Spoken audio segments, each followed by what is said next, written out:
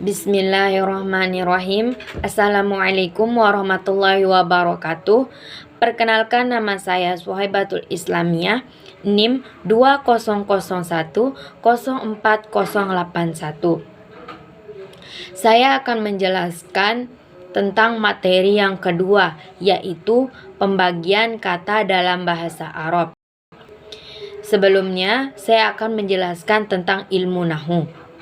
Ilmu nahwu merupakan ilmu yang mempelajari tentang kaidah jabatan suatu kata dalam kalimat dan mengetahui akhir dan tata cara mengi'rabkannya.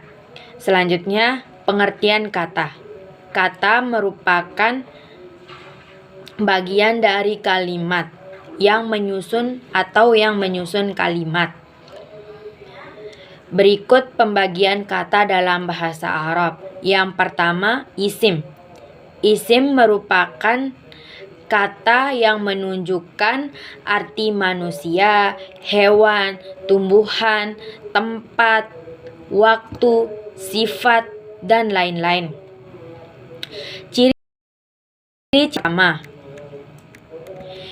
Ciri-ciri isim yang pertama yaitu adanya kasroh di akhir kalimat. Yang kedua, tanwin, baik itu kasrotain, fathatain maupun dhammatain. Kemudian masuknya huruf alif lam. Dan selanjutnya masuknya huruf. Yang kedua, fi'il. Fi'il merupakan kata yang menunjukkan suatu perbuatan pada waktu tertentu. Ciri-ciri fi'il yaitu masuknya kepada qad, masuknya kepada sin, masuknya kepada saufa, dan masuknya kepada tak sakinah atau tak sukun. Contoh fi'il yaitu qara'a yang berarti membaca dan sam'a yang berarti mendengar. Nah, yang ketiga yaitu huruf. Huruf adalah kata yang akan diketahui maknanya apabila bersambung dengan yang lainnya, baik itu isim maupun fi'il. Contoh huruf itu yaitu ila, wa, fi, man, ala. Materi yang ketiga yaitu isim ditinjau dari segi jenisnya. Isim ditinjau dari segi jenisnya terdiri dari dua, yaitu isim muzakkar dan isim muannas. Isim muzakkar merupakan pengelompokan kata isim yang dikategorikan sebagai laki-laki. Ciri-ciri isim muzakkar yaitu tidak ada tak marbutah. Isim muzakkar dibagi menjadi dua, yaitu laki-laki sungguhan. Contohnya itu Ahmad, Ahmadun, Numun, dan lain sebagainya. Dan yang kedua dianggap laki-laki. Contohnya kitabun, qolamun, dan lain sebagainya. Nah, selanjutnya isim muannas. Nah, isim muannas ini merupakan pengelompokan kata yang dikategorikan sebagai perempuan. Nah, ciri-cirinya itu ada 3. Yang pertama, adanya tak marbutah. Nah, yang kedua, adanya alif maksurah. Nah, yang ketiga, adanya alif mamdudah. Nah, seperti halnya dengan isim muzakkar, isim muannas dibagi menjadi 2, yaitu perempuan sungguhan. Nah, perempuan sungguhan ini yang contohnya yaitu Fatimah, Aisyah, dan lain sebagainya. Nah, untuk yang dianggap perempuan ini itu adanya tak marbutah. Contohnya itu madrasatun dan jami'atun. Nah, pengecualian. Semua anggota tubuh yang berpasangan itu dikategorikan sebagai isim muannas walaupun tidak ada tak marbutoh seperti mata ainun dan telinga uzunun. Nah, yang kedua itu semua kota atau negara itu dikategorikan sebagai isim muannas walaupun juga tidak ada tak marbutohnya. Contohnya itu Indonesia, Jakarta dan sebagainya. Materi yang keempat yaitu isim ditinjau dari bilangannya.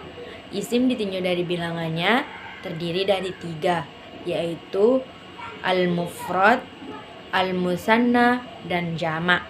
Nah, al-mufrad ini merupakan kata yang menunjukkan tunggal baik laki-laki maupun perempuan. Sedangkan al-musanna itu kata yang menunjukkan 2 orang.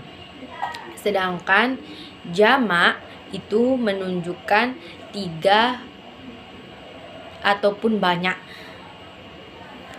Nah, selanjutnya rumus isim musanna itu isim mufrad ditambah ya, nun atau alif nun. Nah, selanjutnya itu jamak dibagi menjadi 3, yaitu jamak mudzakkari salim, jamak muannatsis salim, dan jamak taksir. Jamak mudzakkari salim ini jamak yang beraturan atau berakal yang menunjukkan kata laki-laki.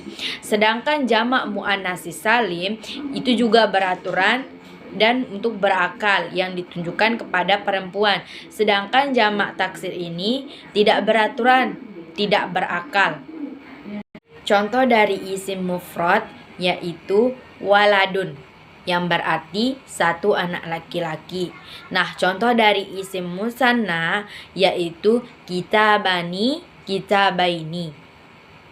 Rumus dari jamak mudzakkari salim yaitu isim mufrad ditambah waw, nun atau ya nun. Contohnya itu mu'minuna atau mu'minina.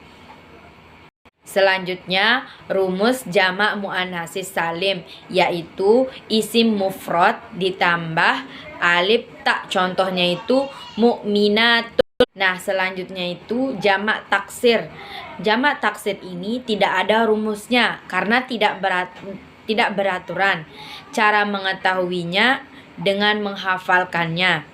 Contohnya itu seperti babun, abwabun. Nah, di tengahnya itu ada ja. Sebagai catatan, setiap isim mufrad pasti ada isim muannas dan isim jamak. Nah, bentuk jamak dari isim tidak semua ada. Kadang jamak taksir saja dan kadang juga jamak mudzakkari salim. Namun, tetapi jamak mudzakkari salim pasti ada jamak muannatsis salimnya. Nah, selanjutnya yaitu tentang isim isyarah. Nah, isim isyarah ini adalah isim yang menunjukkan sesuatu atau kata tunjuk.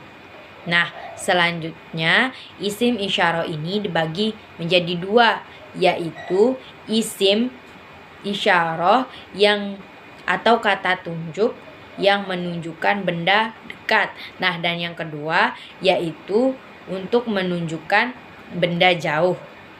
Nah, yang selanjutnya itu contoh isim isyarah. Nah, contoh isim isyarah itu yang menunjukkan ini muzakkar yaitu ada 3.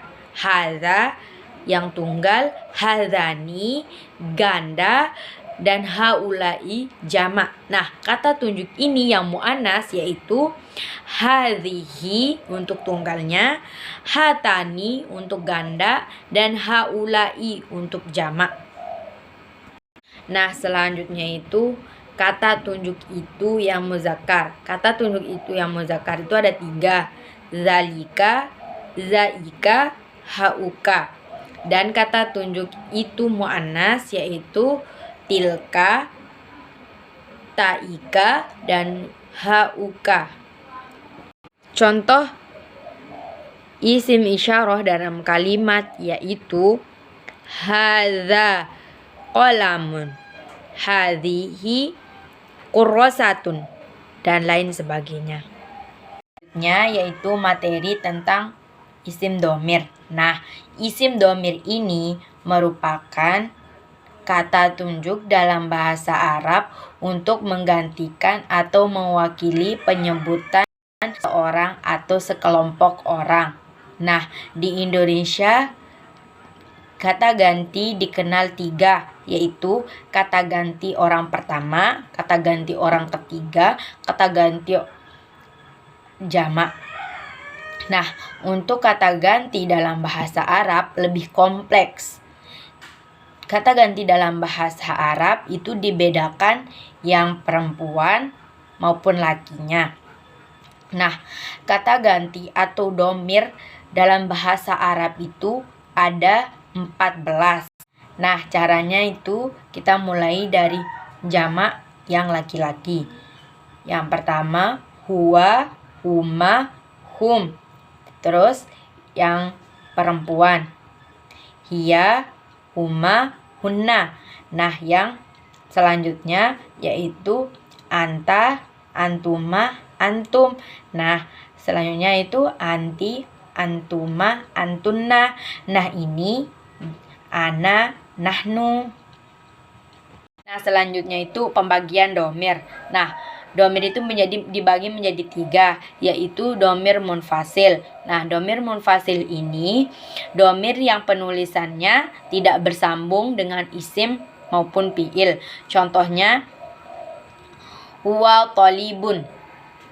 Nah, selanjutnya itu domir muttasil. Nah, domir muttasil ini kebalikan dari munfasil. Penulisannya itu bersambung dengan isimnya. Contoh hadza kitabani, ini bukuku.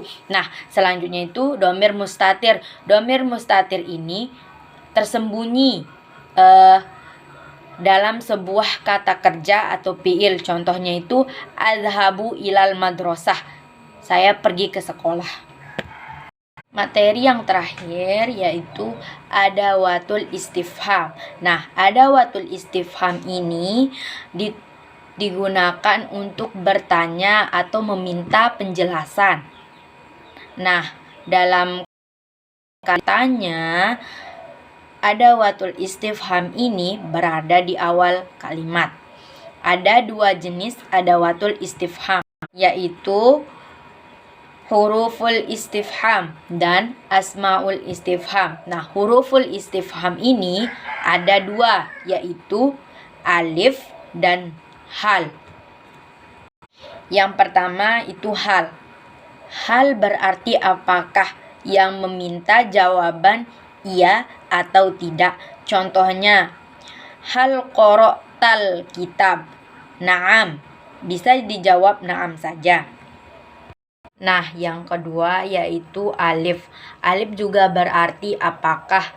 Contohnya itu aro'aita Ahmad am Hamidan? Jawabannya Hamid. Nah, selanjutnya itu asmaul istifham. Asmaul istifham itu terdiri dari 7 kata. Yang pertama, ma, mata, aina, kam, ayun, kaifa. Sekian dari saya. Kurang lebihnya saya mohon maaf. Wabillahi taufiq wal hidayah. Assalamualaikum warahmatullahi wabarakatuh.